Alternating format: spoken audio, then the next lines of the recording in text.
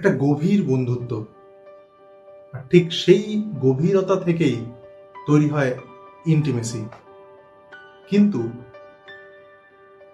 এর ঠিক উল্টো দিকে যদি রিজেকশনের ভয় দেখা যায়, যে আমি যদি তাকে বলি যে আমি সেই মেয়েটিকে বা ছেলেটিকে ভালোবাসি, সে যদি বলে যে না, আমার দ্বারা এটা হবে না, আমি তোমাকে পছন্দ করি না, সেই রিজেকশনের ভয়টাও কিন্তু তার মধ্যে কাজ করবে। আর যখন সেই রিজেকশনের ভয়টা তার মধ্যে কাজ করবে, তখন কিন্তু তার মধ্যে একাকিত্ব, একটা লোনলিনেস চলে আসবে এবং সে নিজেকে কিন্তু অন্যদের থেকে আইসোলেট করে নেবে।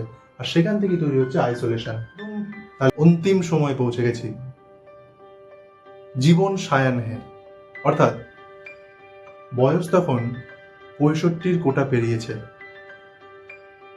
আর এরিকসন এখানে তার ধাপগুলোর মধ্যে অন্তিম ধাপ বর্ণনা করছেন, অর্থাৎ স্টেপ 8। খুব ইমোশনাল একটা কানেকশন কিন্তু রয়েছে এই ধাপে। আপনারা সেটা যারা যারা এই বয়সের বা এই বয়সে এখনো পৌঁছননি, তাদের জন্য খুব গুরুত্বপূর্ণ মেসেজ থাকছে কিন্তু এই ধাপে। সময়টা খুব সাথে আপনারা নিজেরাও কেউ কেউ হয়তো নিজেদের জীবনের বিভিন্ন পুরনো কাহিনীও মনে করতে পারলেন এবং নিজেদের ঘটনাগুলোকে এর সাথে রিলেট করতে পারলেন। আর এই রিলেশন তৈরি করাটাই কিন্তু পড়ার আসল উদ্দেশ্য। আপনি যতক্ষণ না যে বিষয়টা নিজের জীবনের সাথে মিলিয়ে নিতে পারছেন। নমস্কার বন্ধুরা, আজ এমন একটা বিষয় নিয়ে এসেছি যেটা একটা শিশু থেকে সে কিভাবে বৃদ্ধ হচ্ছে, কত বাধা বিপত্তি অতিক্রম করে মানুষের মতো মানুষ হচ্ছে, কখনো সফল হচ্ছে, কখনো ব্যর্থ হচ্ছে। মানুষের যে প্রত্যেকটা স্তর, শৈশব, কৈশোর, যৌবন, বার্ধক্য, এই প্রত্যেকটা সময়ে মানুষ নিজেকে কিভাবে দেখছে। সে কখনো খুব সাকসেসফুল লাইফ লিড করছে, কখনো বা ব্যর্থতায় ভেঙে পড়ছে। আর যে পথ দিয়ে আমরা হাঁটবো, সেই পথে আজকের ভিডিওয়ে আপনারা যে বয়সেরই দর্শক হন না কেন, নিজেকে হয়তো কোথাও না কোথাও খুঁজে পাবেন। আজকের ভিডিওটা মানুষ কিভাবে মানুষের মতো মানুষ হচ্ছে, মানুষ তার অন্তিম পর্যায়ে, অন্তিম দিনে, অর্থাৎ বার্ধক্যের শেষে এসেও তার যে কি আক্ষেপ থাকে, অথবা যৌবনকালে তার নিজের প্রিয়জনকে বিচ্ছেদের যে বেদনা থাকে, সেটাও কিন্তু থাকবে আজকের এই ভিডিওতে। কারণ আজকে মানুষের চলার পথের এই স্তরগুলোকে বৈজ্ঞানিক দৃষ্টিভঙ্গি দিয়ে যিনি বিশ্লেষণ করেছিলেন, সেই এরিকসনের 8টা ধাপ নিয়ে আমরা আলোচনা করব এবং সম্পূর্ণ গল্পের ছলে। আর শুধু গল্প বলবো না, থাকবে সম্পূর্ণ নোটের মতো কিছু অংশ যেগুলো আপনারা লিখে নিতে পারবেন, যেটা এক্সাম পয়েন্ট অফ ভিউ দিয়ে অনেক বেশি গুরুত্বপূর্ণ। তাই বন্ধুরা, চলুন শুরু করি আজকের এই অদ্ভুত জার্নি। শুরু করছি আজকের এই special topic, psycho social development theory by Erikson. আচ্ছা, চট করে একটু জেনে নিই এই এরিকসন কে ছিলেন। তিনি অ্যাকচুয়ালি জার্মানির একজন মানুষ ছিলেন, 1902 সালে জন্ম। আর মজার ব্যাপারটা হলো, তিনি প্রথমে আর্ট স্কুলে ভর্তি হন, পরবর্তীতে মনোবিজ্ঞানের দুনিয়ায় ঢুকে পড়েন। তিনি ভিয়েনা সাইকো অ্যানালিটিক্যাল ইনস্টিটিউটে পড়াশোনা করেন। এক্ষেত্রে একটা বিষয় খুব গুরুত্বপূর্ণ, ফ্রয়েড, বিখ্যাত মনোবিদ, তিনি শৈশবে শিশুর বিকাশ নিয়ে আলোচনা করেছিলেন। কিন্তু এরিকসন আরো এক ধাপ এগিয়ে যান। তিনি বললেন যে না, মানুষের বিকাশ কিন্তু শৈশবেই থেমে থাকে না, একদম বৃদ্ধ বয়স পর্যন্ত, মানে 65-র পরেও তার কিন্তু মানসিক বিকাশ হয়। আর সেটাই তিনি যুক্তি দিয়ে বুঝিয়েছিলেন তার জীবনের যে 8টা ধাপ তিনি দেখিয়েছেন গবেষণায়, তার থিওরিতে। সেটাই কিন্তু আজকের আলোচ্য বিষয়। এরিকসনের যে 8টা ধাপের কথা শুরুতে বললাম, সে 8টা ধাপ মূলত কিন্তু মানুষের যে ব্যক্তিত্ব গড়ে ওঠে, ছোট থেকে বড় হয় মানুষ, এবং একটার পর একটা ঘাত প্রতিঘাতের মধ্যে দিয়ে কিন্তু মানুষ যায়। খুব সহজে কোনো কিছু কিন্তু হাসিল হয় না। সাফল্য বলুন, প্রতিষ্ঠিত হওয়াই বলুন, এই যে আমরা এখন পরীক্ষার প্রস্তুতি নিচ্ছি, টেটের প্রস্তুতি নিচ্ছি, খুব সহজে কি চাকরিটা পাওয়া যাবে? যদি আমরা কোনো পরিশ্রমই না করি, তাহলে পরীক্ষা দেব, পরীক্ষায় ভালো ফলাফল করব, তবেই তো আমরা সফলতা লাভ করব।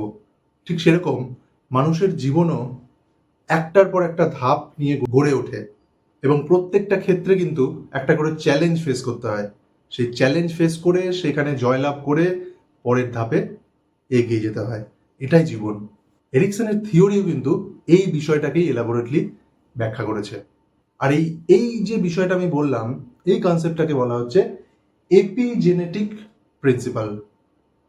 ধাপে ধাপে মানুষের জীবন যে গড়ে উঠছে, মানুষের ব্যক্তিত্ব যে গড়ে উঠছে, মানুষ যে চ্যালেঞ্জ ফেস করতে করতে একটার পর একটা স্টেপ এগিয়ে যাচ্ছে, এটাকেই বলা হচ্ছে এপিজেনেটিক প্রিন্সিপাল। আমি একটু আগে বললাম এই এপিজেনেটিক প্রিন্সিপাল মানে জীবনের যে 8টা ধাপ, আর প্রত্যেকটা ধাপের একটা ধাপ থেকে আরেকটা ধাপে যখন আমরা অতিক্রম করি, নিজেদের জীবনকে নিয়ে যাই, এগিয়ে যাই, বয়সটা বাড়ে, তত আমরা কিন্তু চ্যালেঞ্জ ফেস করি। আর চ্যালেঞ্জটাকে যখন কাটিয়ে উঠতে পারি তখনই আসে সাফল্য বা সাকসেস। শিশু যখন জন্মাচ্ছে, এই পৃথিবীতে যখন প্রথমবার পা রাখছে, তখন তার মনের মধ্যে কিন্তু একটাই চিন্তা ঘোরাফেরা করে যে আমি তো মায়ের মধ্যে এতদিন ছিলাম, পৃথিবীর মধ্যে সব থেকে সুরক্ষিত একটা জায়গা, তার বাইরে যখন এলাম আমি কি সত্যিই নিরাপদ? আমি কি সময় মতো খাবার, সময় মতো মানুষের যত্ন, আমাকে কি সবাই ভালোবাসবে? তারা কি আমায় সেই রকম যত্ন করবে যতটা নিরাপদে আমি জন্মানোর আগে আমি ছিলাম? সেই সময়টা হয়তো শিশু তার নিজের মুখে ভাষায় প্রকাশ করতে পারবে না তার অভিব্যক্তি, কিন্তু তার মনের মধ্যে এই ধরনের চিন্তা ভাবনাগুলো ঘোরাফেরা করবে। আর যখন সে তার প্রপার কেয়ারটা পাবে বাবা মায়ের কাছ থেকে, আদর, যত্ন, ভালোবাসা, তখন কিন্তু তার মধ্যে একটা বিশ্বাস তৈরি হবে যে না, আমি একটা সেফ জায়গায় আছি। আর যদি তা না হয়, যদি তার উল্টোটা হয়, শিশু জন্ম থেকেই কোনো ভালোবাসা পাচ্ছে না, কোনো যত্ন পাচ্ছে না, তার বাবা মা তার প্রতি একটুও যত্নশীল নয়, সেক্ষেত্রে তার মধ্যে কিন্তু একটা অবিশ্বাস তৈরি হবে। তাহলে বিশ্বাস আর অবিশ্বাস, এই দুটো বিষয় ঠিক এই সময়টায় শিশুর মধ্যে কিন্তু, মনের মধ্যে কিন্তু তৈরি হচ্ছে। সেই সময়কালটা হচ্ছে 0 থেকে 18 মাস। যখন শিশুর মধ্যে বিশ্বাসটা তৈরি হচ্ছে যে না, আমি আমার বাবা মায়ের কাছ থেকে আসল সেই যত্নটা পাচ্ছি, সেই ভালোবাসাটা পাচ্ছি, তখন তার মনের মধ্যে কিন্তু একটা আশা তৈরি হয়, একটা হোপ তৈরি হয়। আর এই আশাটাই হচ্ছে এই ধাপের মূল শক্তি। যে শিশুর মধ্যে এই আশাটা তৈরি হলো, সেই কিন্তু পরবর্তী স্টেপে উত্তীর্ণ হলো। আর যার মনের মধ্যে সেই অবিশ্বাসটা জন্মালো, যে প্রপার যত্নটা পেল না, তার মধ্যে কিন্তু সেই আশাটা আর তৈরি হলো না, সে কিন্তু পরবর্তী ধাপে সাকসেসফুলি এগিয়ে যেতে পারলো না। তাহলে প্রথম স্টেপটাকে আমরা কিভাবে মনে রাখবো? ট্রাস্ট ভার্সেস মিসট্রাস্ট, এটা মনে রাখতে হবে। আর এই সময়কালটা মনে রাখতে হবে 0 থেকে 18 মাস, এবং এটা স্টেপ 1। আর এই ধাপের মূল যে শক্তিটা, সেটা হচ্ছে এই আশা বা হোপ। এটা হচ্ছে স্টেপ 1 এর। আশা করি যারা যারা খুব গুরুত্ব সহকারে এই ক্লাসগুলো ফলো করেন, তারা নিশ্চয়ই বিভিন্ন পয়েন্টগুলো, বোর্ডে লেখা পয়েন্টগুলো খাতায় নোট করে রাখেন। আমি নিশ্চিত সে বিষয়ে। এবার তার মনের মধ্যে একটা হোপ তৈরি হলো, সে সাকসেসফুলি পরবর্তী ধাপে উত্তীর্ণ হলো, স্টেপ 2-তে সে পৌঁছলো। এবার এই সময়কালটা হচ্ছে 18 মাস থেকে 3 বছর। খুব ভালোভাবে সময়টা মনে রাখুন, 18 মাস থেকে 3 বছর। এই সময় কি হয়? বাচ্চা কিন্তু নিজে নিজে কাজ করতে চায়। সে চায় আমি নিজে হাঁটবো, নিজে খাবো, নিজে খেলবো। তার মনের মধ্যে কিন্তু একটা আত্মবিশ্বাস গড়ে ওঠে এই সময়টায়। বাচ্চাটিকে যদি তার বাবা মা বা আত্মীয় স্বজন সব কিছুতে বাধা দেয়, এটা করবে না, ওটা করবে না, সবসময় বকে, তাহলে কিন্তু আস্তে আস্তে তার আত্মবিশ্বাসটা কমতে থাকে। তার মনের মধ্যে একটা সন্দেহ বা একটা লজ্জা কাজ করে, আমি কি সত্যিই পারবো না? তাহলে বাবা মা কেন আমাকে সবসময় এটা করবো না ওটা করবো না বলে? ভাবুন, বিষয়গুলো কিন্তু খুব সাইকোলজিক্যাল দিক থেকে আমাদেরকে ভাবতে হবে যে ছোট বাচ্চাদেরকে আমরা কিভাবে ট্রিট করি। যদি আমরা এইভাবে ট্রিট করি তাহলে বাচ্চাদের মনে কি রিয়্যাক্ট হতে পারে, কি ইম্প্যাক্ট হতে পারে, তারা কিভাবে রিয়্যাক্ট করবে, এই পুরো বিষয়টা কিন্তু এই মনোবিদ বলে গেছেন আমাদের। তাহলে আমরা যদি তার এই ধাপগুলো অনুসরণ করি তাহলে কিন্তু একটা বাচ্চাকে একদম ছোট্ট শিশু বয়স থেকে সঠিক পথে কিন্তু নিয়ে যেতে পারবো। সে কিন্তু মানুষের মতো মানুষ হয়ে উঠবে। আর আমি যত স্টেপ বাই স্টেপ এই ভিডিওতে আরও এগোবো তত আরও বেশি ক্লিয়ার হবে কিন্তু আপনাদের কনসেপ্টটা। রিয়েল লাইফেও যদি আপনারা এই পদ্ধতিটা প্রয়োগ করেন তাহলে কিন্তু অনেক অনেক বেশি হেল্পফুল হবে প্রতিটি মানুষের জীবনে, প্রতিটি শিশুর জীবনে। তারা কিন্তু সঠিকভাবে মানুষের মতো মানুষ তৈরি হতে পারবে। আমি যেটা বলছিলাম যে সবসময় যদি তাকে উৎসাহ দেওয়া হয় যে হ্যাঁ তুমি করো, তোমার নিজের যেটা করতে পারো তুমি সেটা করো, তুমি খেতে চাইছো খাও, তুমি হাঁটতে চাইছো হাঁটো, তুমি খেলতে চাইছো খেলো, তাহলে তার মধ্যে একটা আত্মবিশ্বাস গড়ে উঠবে। সে বুঝতে পারবে যে আমার মধ্যে সেই সামর্থ্যটা আছে। তাহলে তার মধ্যে যে সামর্থ্যটা গড়ে উঠছে সেই সামর্থ্যটাই হচ্ছে এই স্টেপের মূল শক্তি, সামর্থ্য গড়ে ওঠা। আর যদি সেই সামর্থ্যটা গড়ে না ওঠে তাহলে কিন্তু সে সাকসেসফুলি পরবর্তী ধাপে উত্তীর্ণ হতে পারছে না। আর এই সামর্থ্যটা কিভাবে গড়ে উঠবে? ক্রমাগত উৎসাহ থেকে তৈরি হবে সেই সামর্থ্যটা বাচ্চাদের মনে। কোন সময়ে? 18 মাস থেকে 3 বছর এই সময়কালে। এই সময় বাচ্চারা নিজেদের কাজ নিজেরা করতে চায়, তাদেরকে উৎসাহ দিতে হবে।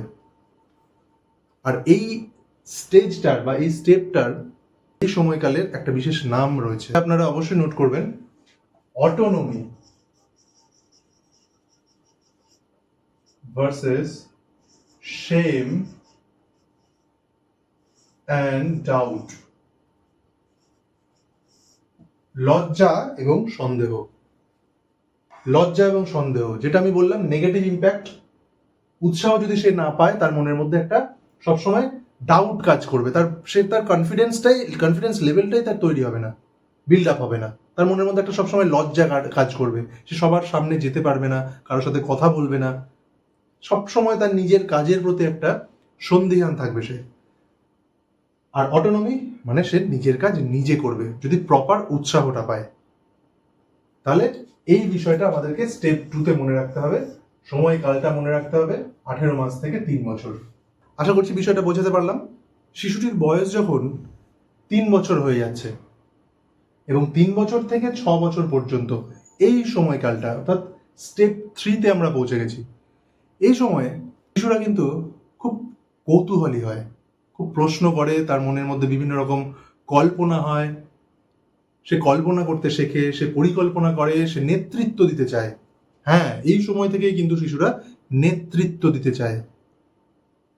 কিন্তু এটা হচ্ছে তার স্বাভাবিক মনের একটা ছন্দ। স্বাভাবিকভাবে সে যখন তার মনের মধ্যে বিভিন্ন ক্রিয়া প্রতিক্রিয়া হচ্ছে, তার মনের মধ্যে বিকাশ হচ্ছে, এটা হচ্ছে তার স্বাভাবিক ছন্দ। কিন্তু এই সময়ে যদি সে কোনো রকম বাধা পায়, কোনো রকম বাবা মায়ের কাছ থেকে বা আত্মীয় স্বজনের কাছ থেকে ক্রমাগত বাধা সমালোচনা পায়, তাহলে কিন্তু তার মনের মধ্যে একটা অপরাধ বোধ তৈরি হয়।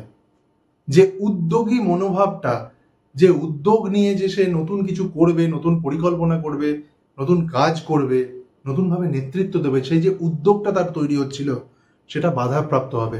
উল্টে উদ্যোগের বদলে তখন হয়ে যাবে অপরাধ বোধ।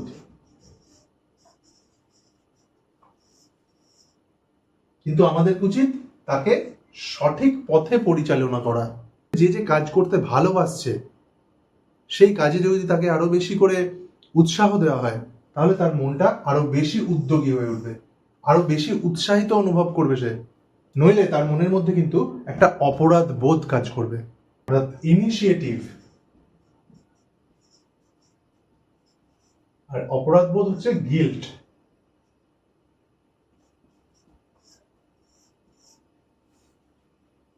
এই দুটো কিন্তু এই সময়কালে বাচ্চাদের মনের মধ্যে ঘটতে থাকে, এই দুটো বিষয়। এখন আপনারা ডিসিশন নেবেন যে আপনার বাচ্চাকে আপনি কোন দিকে চালিত করবেন। তাকে উদ্যোগী মানসিকতার তৈরি করবেন, নাকি অপরাধ বোধে ভরপুর একটা মন উপহার দেবেন। এই স্টেজের মূল যে শক্তি সেটা হচ্ছে পারপাস। এই বিষয়টা কিন্তু নোট রাখতে হবে। মূল শক্তি হচ্ছে পারপাস। এই যে আমি বললাম এই স্টেপের মূল যে শক্তি সেটা হচ্ছে পারপাস। এটা কিভাবে তৈরি হয়? এই যে এই সময় শিশুরা কি বলে যে না আমি পারি, আমি এই কাজটা করতে পারি, আমি নিজে নিজে খেতে পারি, আমি খেলায় লিডার হতে পারি। আর ঠিক যে সময় শিশুটি বললো হ্যাঁ আমি এই কাজটা পারি, আমি লিডার হতে পারি, আমি এই কাজটা করতে পারি, ঠিক সেই সময় যদি তার বাবা বা মা বলে হ্যাঁ তুমি পারো, তুমি পারবে, আমি জানি, ঠিক এই সময়ে কিন্তু শিশুর মনের মধ্যে তৈরি হয় সেই পারপাসটা। তার মনের মধ্যে সেই সদিচ্ছাটা, সেই উদ্যোগটা জন্ম নেয়। আশা করি ব্যাপারটা ক্লিয়ার করতে পারলাম। আর যদি এই পারপাসটা তৈরি না হয় তাহলে শিশুর মনের মধ্যে কি হবে? অর্থাৎ পারপাসটা তৈরি কখন হয় না? যখন আপনি বকাঝকা করছেন, আপনি সব সময় বকছেন যে না তুই পারবি না এই কাজটা, কেন করবি, সবসময় একটা নেগেটিভ কমেন্ট করছেন তাকে, তখন কিন্তু তার মধ্যে সেই পারপাসটা তৈরি হচ্ছে না। তার মনের মধ্যে সবসময় তৈরি হবে যে আমি এই কাজটা করব, আমি কি পারবো, হয়তো ভুল হবে, ভুল করে ফেলবো, তাহলে হয়তো আমি বাবা মার কাছে বকা খাবো। তার মনের মধ্যে একটা অপরাধ বোধ তৈরি হবে, তার মনের মধ্যে একটা গিল্ট তৈরি হবে। বিষয়টা কিন্তু খুব সূক্ষ্মভাবে বোঝার আছে। তাহলে এখন আগের মতো এবারও আমি বলবো ঠিক এই পর্যায়ে এসে কিন্তু অভিভাবক যারা রয়েছেন, বাবা মা যারা রয়েছেন, তাদেরকেই কিন্তু মূল ডিসিশন নিতে হবে যে তারা তাদের শিশুকে বা তার ছাত্রছাত্রীকে কোন পথে নিয়ে যাবেন। আমি আমার ছাত্রকে বা আমার যে বাচ্চাটি রয়েছে তাকে সঠিকভাবে উৎসাহ দেব, বাহবা দেব, না তুমি পারো, নাকি তাকে বকাঝোকা করে তার আত্মবিশ্বাস কমিয়ে দিয়ে তার মনের মধ্যে একটা অপরাধ বোধ জাগিয়ে তুলব। পরের ধাপ অর্থাৎ চতুর্থ ধাপ, যেটা 6 বছর থেকে 12 বছর বয়সের মধ্যে। এই 6 বছর বয়সে শিশু কিন্তু প্রথম স্কুলে ভর্তি হচ্ছে। সে নতুন বন্ধুদের সাথে মিশছে, পড়াশোনা শিখছে, নতুন কাজ করছে। তার একটা মনের মধ্যে কিন্তু পরিশ্রমী মানসিকতা তৈরি হচ্ছে।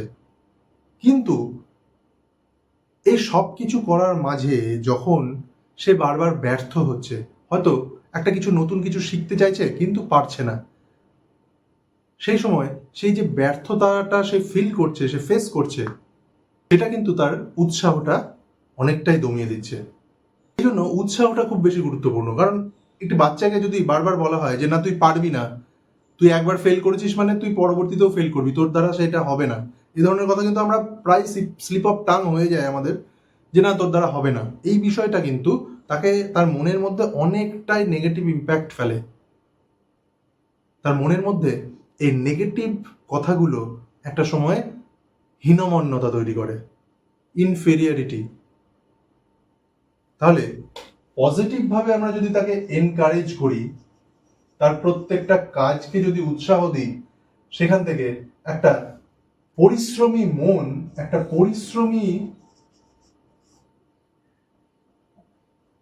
পরিশ্রমী মানসিকতা কিন্তু তার তৈরি হবে। আর যদি আমরা ডিসকারেজ করি, অর্থাৎ নেগেটিভ কথা বলি, বারবার সে ব্যর্থ হচ্ছে, বারবার সে আমাদের কাছ থেকে নেগেটিভ কথা পাচ্ছে, তাহলে একটা কিন্তু হীনমন্যতা তৈরি হবে। সেই শিশুটির মধ্যে একটা হীনমন্যতা তৈরি হবে বা ইনফেরিয়রিটি তৈরি হবে। তাহলে আমাদের সবসময় মাথায় রাখতে হবে যে এই স্টেজটার যে মূল শক্তি, যে কোর স্ট্রেংথ বা মূল শক্তি, সেটা হচ্ছে দক্ষতা, যাকে বলা হয় কম্পিটেন্স। ইংরেজিটা আমাদেরকে সমানভাবে মনে রাখতে হবে, কারণ আমরা সিটেড এর জন্য কিন্তু প্রিপারেশন নিচ্ছি। তাহলে কোর স্ট্রেংথ কি এই সময়? কম্পিটেন্স বা দক্ষতা। অর্থাৎ আমি পারি, আমি কাজটা করতে পারি, আমি শিখতে পারি, এর মধ্যে এই যে জোরটা, এটাই হচ্ছে তার দক্ষতা। এটাই হচ্ছে তার কম্পিটেন্স, আর যেটা এই স্টেপে মূল চালিকা শক্তি, কোর স্ট্রেংথ, এটা কিন্তু আমাদেরকে মাথায় রাখতে হবে। কথায় যদি বিষয়টা বলি যে এনকারেজ করলে বাচ্চার মধ্যে একটা পরিশ্রমী মানসিকতা তৈরি হচ্ছে, তার মনের মধ্যে একটা দক্ষতা তৈরি হচ্ছে, একটা কম্পিটেন্স তৈরি হচ্ছে। কিন্তু বারবার যদি সে ফেলিওর হচ্ছে, বারবার ফেল করছে, বারবার নেগেটিভ কমেন্ট আসছে, তাহলে কিন্তু তার মধ্যে হীনমন্যতা তৈরি হচ্ছে, একটা ইনফেরিয়রিটি তৈরি হচ্ছে। তাহলে এই বিষয়গুলো কিন্তু আমাদেরকে অবশ্যই নোট রাখতে হবে। তাহলে আমরা যখন নতুন করে আবার রিভিশন করব, তাহলে চট করে এই নোটের দিকে তাকালে কিন্তু আবার পুরো বিষয়টা মনে পড়ে যাবে এবং খুব সহজে, খুব তাড়াতাড়ি মনে পড়বে। এইবার সেই শিশুটি যে স্তরে এসে পৌঁছচ্ছে সেটা কিন্তু বেশ ইন্টারেস্টিং, অনেক ঘটনাবহুল হতে চলেছে এই সময়কালটা। সেই সময়কালকে বলা হয় কিশোর বা কিশোরী, অর্থাৎ 12 থেকে 18 বছর বয়সের যে সময়কাল, এটা কিন্তু একটা অদ্ভুত সময়। সে নিজের একটা আইডেন্টিটি তৈরি করতে চায়, সে রোল মডেল হতে চায়। তাহলে সেই জন্যই লিখে রেখেছি আইডেন্টিটি, রোল কনফিউশন। কনফিউশনের বিষয়টাই পরে আসছি, আগে আইডেন্টিটিটা দেখি। সে নিজেকে খোঁজে, বিভিন্ন রূপে, বিভিন্ন ভূমিকায় সে নিজেকে দেখতে চায়। কখনো সে লিডার হিসেবে, কখনো বা আর্টিস্ট হিসেবে, মানে এমন কিছু সে করতে চায় যাতে অন্য কেউ বলে যে তার না, ছেলেটির বা মেয়েটির মধ্যে একটা নতুন কিছু আছে, একটা এক্স ফ্যাক্টর আছে, আর সেখানেই সে কিন্তু তার নতুন একটা পরিচয় খুঁজে পায়। আর যদি সে এই রকমের এক্সপেরিমেন্ট করতে করতে করতে করতে তার একটা সঠিক পরিচয় খুঁজে পেয়ে যায়, তখনই তৈরি হয় তার সেই আইডেন্টিটিটা। কিন্তু ঠিক উল্টো দিকে, যখন সে নিজের কাজের ব্যাপারে খুব সন্দিহান, সে অ্যাকচুয়ালি কি করতে চায় সেই ব্যাপারেই কনফিউজড, এটা করতে যাচ্ছে ফেলিওর হচ্ছে, ওটা করতে যাচ্ছে ঠিক মতো করতে পারছে না, সাকসেসফুল হচ্ছে না, তখনই তার মনের মধ্যে কিন্তু একটা কনফিউশন কাজ করছে, যেটাকে বলা হচ্ছে রোল কনফিউশন। তার আইডেন্টিটি ক্রাইসিসে সে ভুগছে। ঠিক এই সময় বাচ্চাদের মধ্যে, বাচ্চা বলা ভুল হবে, কিশোর বা কিশোরীর মধ্যে কিন্তু এই আইডেন্টিটি ক্রাইসিসের পরিমাণ দিনকে দিন কিন্তু বেড়েই চলেছে। তাহলে এই আলোচনা থেকে পরিষ্কার কিন্তু বোঝা যাচ্ছে যে এই স্তরে বা এই ধাপে যখন সেই কিশোর বা কিশোরীটি নিজের পরিচয়কে খুঁজে পেল, তখন তার মধ্যে কিন্তু একটা আত্মবিশ্বাস,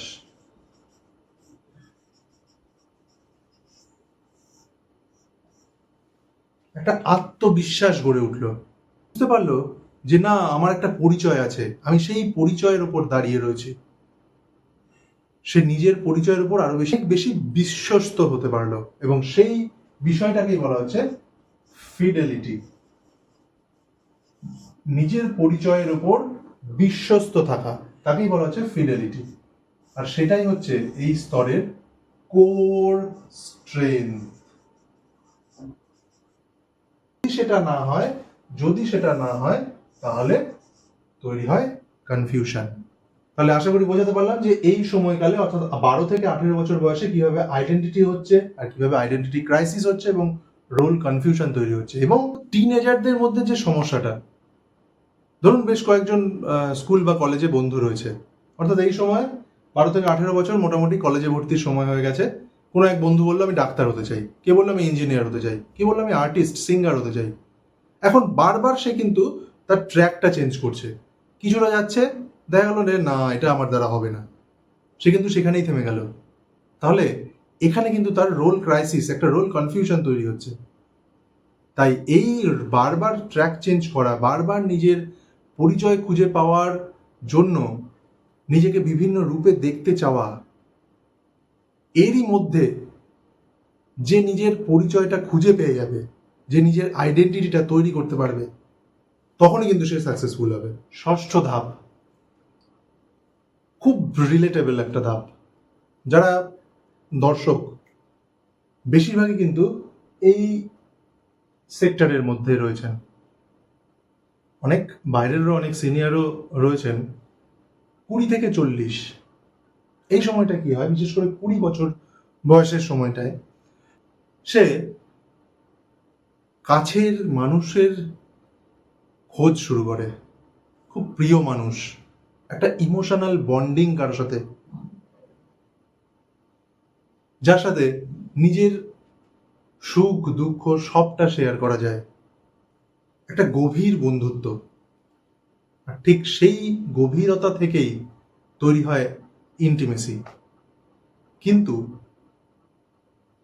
এর ঠিক উল্টো দিকে যদি রিজেকশনের ভয় দেখা যায়, যে আমি যদি তাকে বলি যে আমি সেই মেয়েটিকে বা ছেলেটিকে ভালোবাসি, সে যদি বলে যে না, আমার দ্বারা এটা হবে না, আমি তোমাকে পছন্দ করি না, সেই রিজেকশনের ভয়টাও কিন্তু তার মধ্যে কাজ করবে। আর যখন সেই রিজেকশনের ভয়টা তার মধ্যে কাজ করবে, তখন কিন্তু তার মধ্যে একাকিত্ব, একটা লোনলিনেস চলে আসবে, এবং সে নিজেকে কিন্তু অন্যদের থেকে আইসোলেট করে নেবে। আর সেখান থেকেই তৈরি হচ্ছে আইসোলেশন। তাহলে ইন্টিমেসি, ভালোবাসা, আর আইসোলেশন কিভাবে হচ্ছে? In fear of rejection. এখান থেকেই আসছে একাকিত্ব, আর একাকিত্ব থেকেই সে নিজেকে সবার থেকে আলাদা করে নিচ্ছে, আইসোলেট করে নিচ্ছে, আর তৈরি হচ্ছে আইসোলেশন।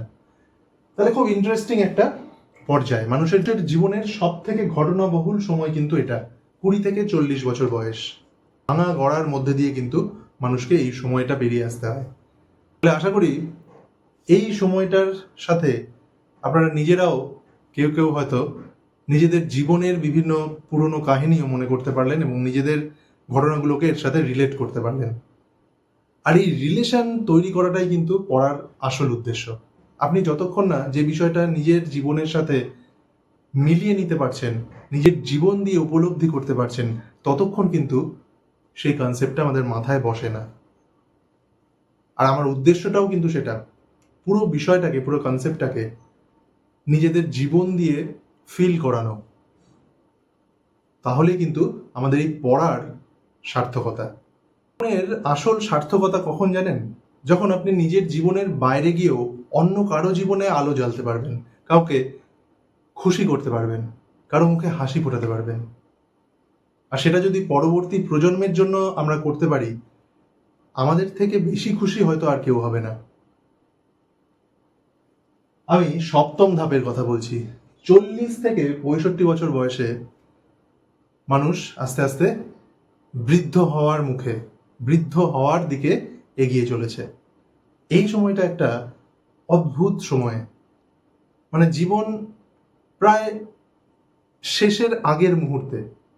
সে সময়টা কি হয়, একটা ফিলিংস মনের মধ্যে কাজ করে যে আমি আমার পরবর্তী প্রজন্মের জন্য কি করে যাচ্ছি, আমি কি একটা সুস্থ সমাজ উপহার দিতে পারছি, আমি আমার ছেলে মেয়েদের ভবিষ্যতের জন্য অনেক কিছু সম্পদ তৈরি করে রাখতে পারছি, বা এমন কিছু যেটা এই এই দেশের উন্নয়নের কাজে লাগবে। ধরুন কোনো স্কুল তৈরি করলাম, কাউকে দান করলাম, কোনো অনাথ আশ্রম তৈরি করলাম, এই ধরনের কিছু কাজ, জনসেবামূলক কাজ। অদ্ভুত দায়িত্বশীল মনোভাব তৈরি হয়, কাউকে কেয়ার করা, কারো রেসপন্সিবিলিটি নেওয়া, এই সময়টায় কিন্তু খুব বেশি করে মানুষের মনের মধ্যে তৈরি হয় যে আমি যদি সেই মানুষটির পাশে দাঁড়াতে পারি, আমি যদি তাকে কিছুটা সুপরামর্শ দিয়ে তার জীবনটাকে শুধরে দিতে পারি, এই সময়টা এসে কিন্তু মানুষ ফিল করে। আর সেখান থেকেই তৈরি হয় জেনারেটিভিটি বা উৎপাদনশীলতা। এটা হচ্ছে পজিটিভ ভাবে এই বিষয়টা তৈরি হচ্ছে, জেনারেটিভিটি। কিন্তু আমি যদি একটু নেগেটিভ ভাবে দেখি, অর্থাৎ আমি এত সব কিছু করতে পারছি না, যখন আমার জীবনের গ্রোথটা হয়তো কোথাও আটকে গেছে, আমি সম্পদ তৈরি করতে পারছি না, কোনো সমস্যার কারণে আমি আগামী প্রজন্মের জন্য ভালো কিছু রেখে যেতে পারছি না, তাহলে কিন্তু তৈরি হয় একটা অদ্ভুত স্থবিরতা, একটা স্ট্যাগনেশন পিরিয়ড তৈরি হয়। এই হচ্ছে সেই স্ট্যাগনেশন। অর্থাৎ এই সময়কালের দুটো চিত্র, একটা সাদা একটা কালো। এই প্রত্যেকটা যে ধাপ আমরা একটার পর একটা এগিয়ে চলেছি, প্রত্যেকটা ধাপেরই কিন্তু দুটো চিত্র, দুটো দিক কিন্তু দেখানো হয়েছে, একটা পজিটিভ, একটা নেগেটিভ। সুতরাং কোন দিকে আমরা নিয়ে যাব সেটা যদি আমরা আগেই জেনে যেতে পারি নিজের জীবনটাকে, তাহলে কিন্তু সাকসেসফুল হওয়াটা কঠিন কিছু নয়, যেটা আমাদের এরিক এরিকসন একটা সুন্দর গাইডলাইন দেখিয়ে রেখেছেন। একদম অন্তিম সময় পৌঁছে গেছি, জীবন সায়ান হে, অর্থাৎ বয়স তখন 65 কোটা পেরিয়েছে। আর এরিকসন এখানে তার ধাপগুলোর মধ্যে অন্তিম ধাপ বর্ণনা করছেন, অর্থাৎ স্টেপ 8। খুব ইমোশনাল একটা কানেকশন কিন্তু রয়েছে এই ধাপে। আপনারা সেটা যারা যারা এই বয়সের বা এই বয়সে এখনো পৌঁছননি তাদের জন্য খুব গুরুত্বপূর্ণ মেসেজ থাকছে কিন্তু এই ধাপে। একদম তাই খুব অন্তিম সময় পৌঁছে গেছি, জীবন সায়ান হে, অর্থাৎ বয়স তখন 65 কোটা পেরিয়েছে। আর এরিকসন এখানে তার ধাপগুলোর মধ্যে অন্তিম ধাপ বর্ণনা করছেন, অর্থাৎ স্টেপ 8। খুব ইমোশনাল একটা কানেকশন কিন্তু রয়েছে এই ধাপে। আপনারা সেটা যারা যারা এই বয়সের বা এই বয়সে এখনো পৌঁছননি তাদের জন্য খুব গুরুত্বপূর্ণ মেসেজ থাকছে কিন্তু এই ধাপে। তাই খুব ভালোভাবে বিষয়টা একটু শোনার চেষ্টা করুন। একটা বয়সের পর, অর্থাৎ 65 বছরের পর একটা মানুষ সারা জীবনে কি করলো, সে কতটা সাফল্য লাভ করলো, নিজের পরিবারের জন্য কতটা সম্পদ তৈরি করলো, নিজেদের ছেলে মেয়েদের মানুষ কতটা করতে পারলো, এই সবটা নিয়ে ভাবার সময় এটা। অর্থাৎ লাইফটা কেমনভাবে কাটালাম, ভালো মন্দ যাই হোক, আমি যদি সেটাকে সানন্দে গ্রহণ করতে পারি, নিজের মনের মধ্যে যদি সেই শান্তিটা আসে এই সময়ে এসে, আর সেই সময়ই তৈরি হয় প্রজ্ঞা বা উইজডম।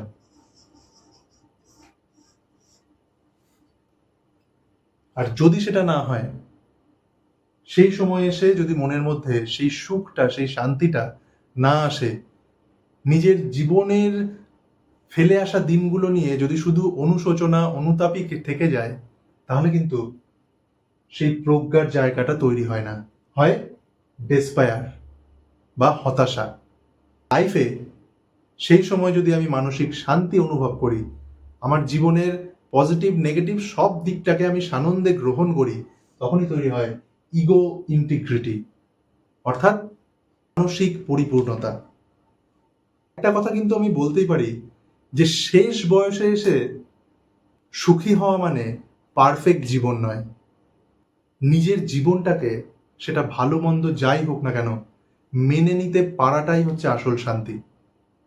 বন্ধুরা, এখানে কিন্তু এরিকসনের সেই সারা জীবনের যে 8টা ধাপ সেটাই কমপ্লিট হচ্ছে। আর সারা জীবনটাকে শূন্য থেকে শুরু করে একদম মানুষের জীবনের শেষ লগ্ন পর্যন্ত এই 8টা স্টেজে যেভাবে ভাগ করে দেখিয়েছেন এরিকসন, এবং তার পজিটিভ এবং নেগেটিভ সাইডগুলো যেভাবে আমাদেরকে চোখে আঙুল দিয়ে দেখিয়ে দিয়েছেন, আমরা যদি জীবনের যেই স্তরেই থাকি না কেন, কেউ হয়তো 20 বছর বয়স এখন যে আমার ভিডিওটা এই মুহূর্তে দেখছেন, কারো হয়তো 15 বছর বয়স, কারো হয়তো 40 বছর, কারো হয়তো 50 বছর, কেউ আবার 60 বছর, তাহলে আপনারা কিন্তু নিজের নিজের স্তরে থেকেই ভবিষ্যৎটা কিন্তু দেখে নিতে পারছেন, এবং এখন থেকেই মাইন্ডসেটটাকে সেইভাবে তৈরিও করে নিতে পারছেন যে আগামী দিনে আমি নিজেকে কোন পথে নিয়ে যাব, সেটা কিন্তু আমিই তৈরি করতে পারবো, আমি নিজে তৈরি করতে পারবো।